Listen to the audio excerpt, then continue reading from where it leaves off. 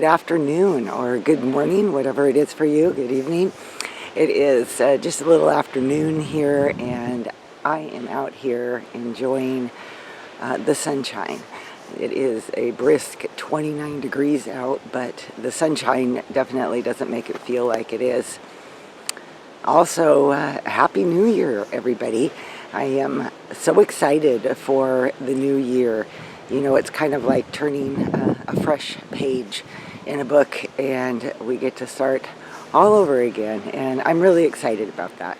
I hope you guys all had a great Christmas, and I know mine was a little different. It was a little challenging. For the most part, I have taken from Christmas Eve, my last video, and I just kind of put the camera down and just focused on my family and enjoying family and family life. And so I didn't do a whole lot of recording, but it was definitely an enjoyable time. We had a local family that celebrated on Christmas Eve, and on Christmas Day we decided we would head north into northern Washington, where we have more family that couldn't be able to be with us.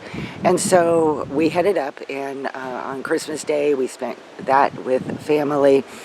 And then we woke up the next morning, and there was snow, a snowstorm, like blizzard-like almost conditions that had moved in.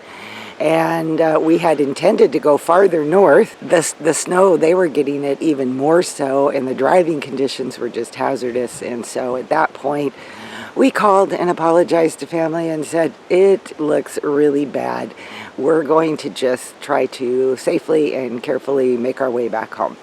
So the highway conditions were just unreal. I mean, you couldn't. Everything was covered in snow. It was almost white out at times, and it took us a very long 3 hours to finally make it back home. And then when we got home, we didn't have any snow at that point. So it was had just hit up north, and a few days later it moved in, and we got snow. It was. You know, I think snow is wonderful and beautiful, and it was almost a white Christmas, but boy, I tell you, we were just breathing a thanks to God by the time we pulled into our driveway and what was done. Now that we are safe and sound, I am definitely enjoying all the snow, and today all this beautiful sunshine as well.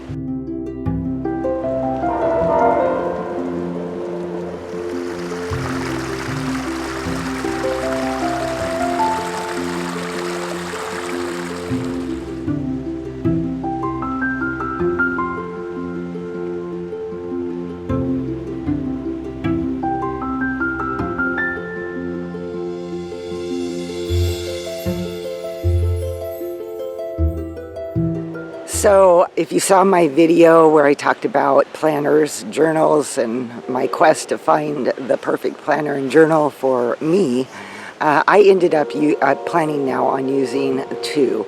The basic simple one and the Christian Women's Planner Journal. And I'm going to use that more for journaling and the planner. So part of my beginning as I marched my way into the new year was to get my planner all set up and get all my birthdays and events written down and any goals and plans I already had for the year. So I kind of, am going to be marching into 2022 with a lot of enthusiasm and excitement. And I know as this video is going out, it's already 2022 for everybody, but I'm still a few days off from that as I'm filming this.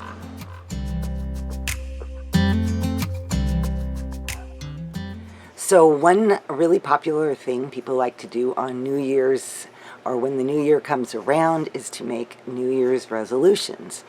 And I used to do that years ago, but the thing I always found about New Year's resolutions, at least for me, is that they are something you're really excited about as the year begins, and then it kind of wanes or things don't work out. Your New Year's resolution maybe was to lose weight, and then the diet isn't working, or you're not happy, or you just get bored with it, or whatever, and then there goes the resolution, and you feel like a failure.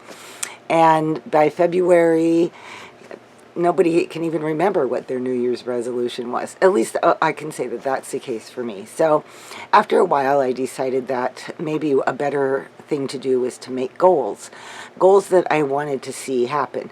For instance, it seemed a lot more doable to say, I have a goal to lose 10 pounds this year, or whatever it might be, and then every action and effort I take towards that, maybe I don't feel quite so much like it's a failure. In reality, I'm not sure there's a whole lot of difference between goals and resolutions, but that was kind of where my mind went after I said no more on resolutions. Then a few years ago, I came across a website called My One Word, and I really liked this concept so much better than resolutions or goals.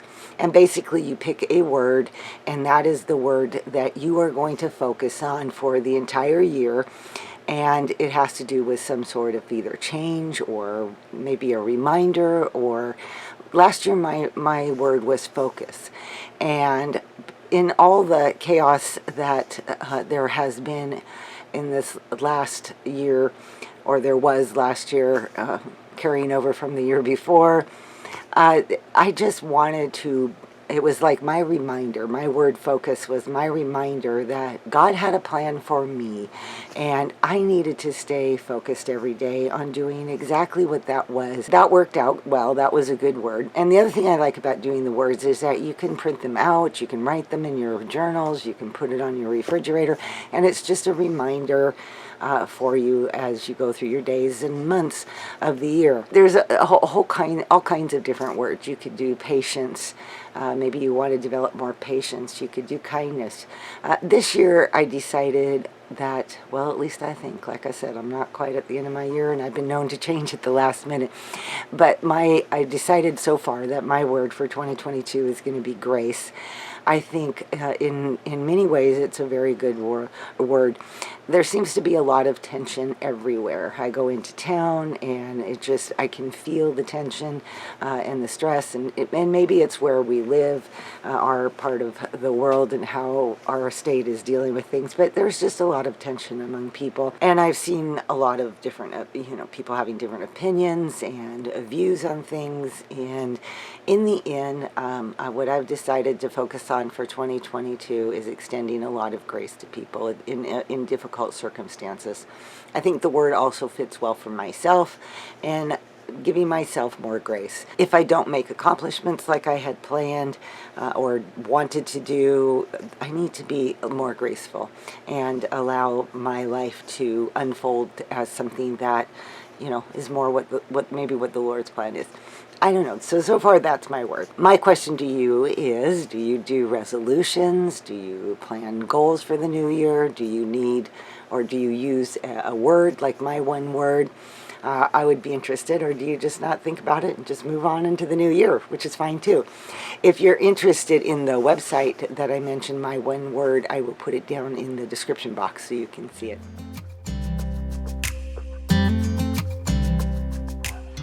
I really like having a few breakfast items that are just kind of a go-to, easy, without having to purchase pre-made things that can be more expensive and not always have the control of ingredients and things. So I did that recently. I made a batch of granola and I made some waffles. I have to tell you, as I show you this granola recipe, that this is probably the best granola recipe I have made, and I have been making granola for 30 years or something, and this one was really good. It's a brown sugar granola. It uses butter instead of oil, and maybe that's what gives it its flavor and its crispness. I don't know, it was just different. I've always used oil, and but I went ahead and tried this recipe with the butter, and the recipe for that is below.